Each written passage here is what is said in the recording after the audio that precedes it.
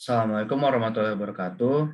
Perkenalkan, nama saya Noval Adila Lamsinggi. Saya berasal dari jurusan Teknik Mesin Universitas Trisakti. Pada video kali ini saya akan membahas mengenai polimer. Pengertian polimer. Polimer adalah suatu material yang memiliki rantai atom yang rantai atomnya ini panjang dan berulang. Dan juga pada dasarnya polimer ini sendiri juga terbentuk dari suatu rangkaian molekul identik atau monomer. Manfaat polimer. Polimer ini sendiri juga memiliki beberapa manfaat penting untuk kehidupan sehari-hari. Seperti yang pertama, polimer bisa kita gunakan sebagai kantong plastik, yang mana kantong plastik ini biasanya digunakan oleh para masyarakat untuk berbelanja di pasar.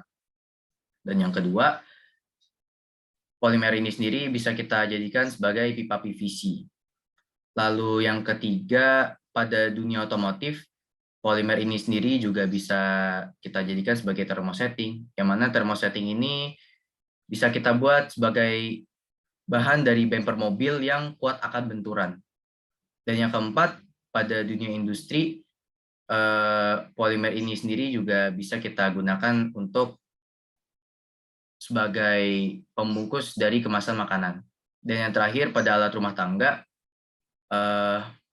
polimer ini sendiri juga bisa kita gunakan untuk membuat kipas angin, saklar listrik, dan lain-lain.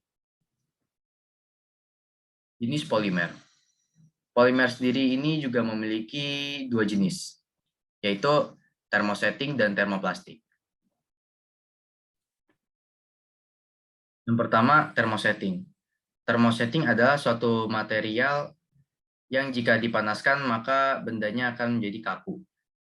Maka dari itu juga thermosetting ini memiliki sifat yang sukar akan dilarutkan oleh pelarut apapun.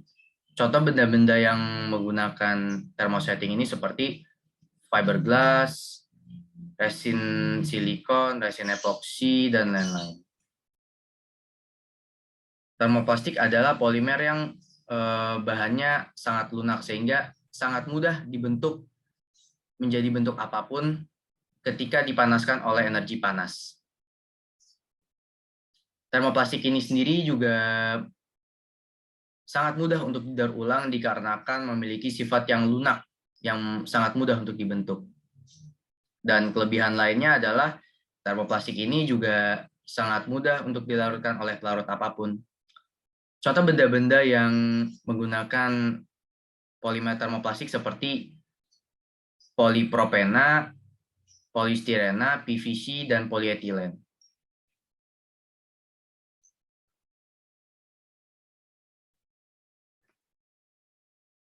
Ini sifat dan penggunaan dari thermosetting.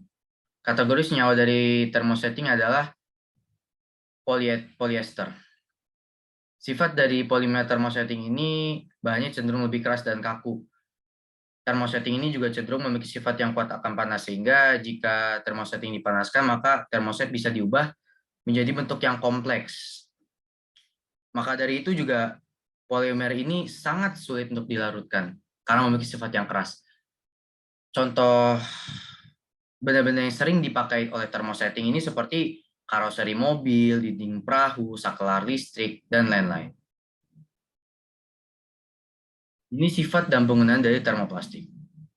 Kategori senyawa dari termoplastik ini adalah polyetilen.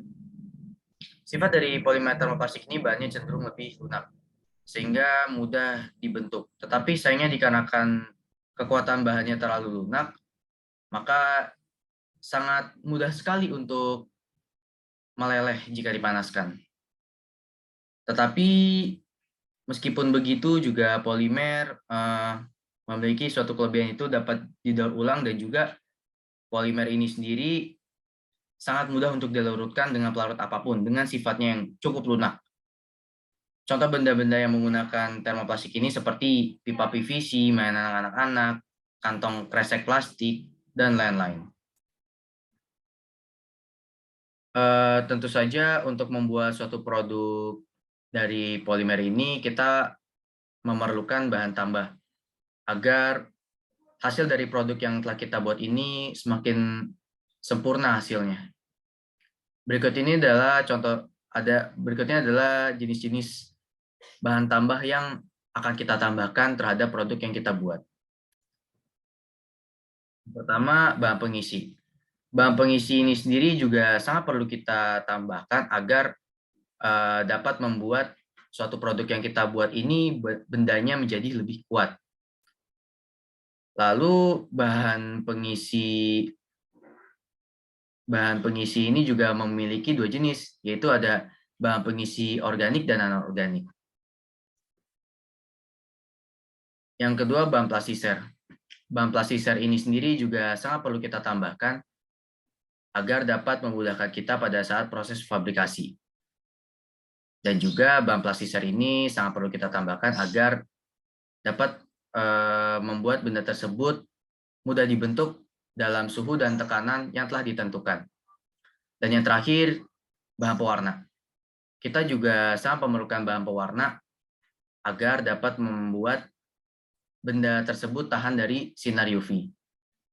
Dan juga fungsi dari bahan pewarna ini adalah agar dapat membuat tampilan dari produk yang kita buat ini menjadi lebih menarik. Tetapi ada hal yang harus kita ingat ketika mencari bahan pewarna, alangkah baiknya kita sesuaikan terlebih dahulu antara kekuatan dan kekasaran dari material yang kita buat pada produk ini. Sekian video saya kali ini, kurang lebihnya mohon maaf bila ada kesalahan kata. Billahi taufiq wal hidayah. Assalamualaikum warahmatullahi wabarakatuh.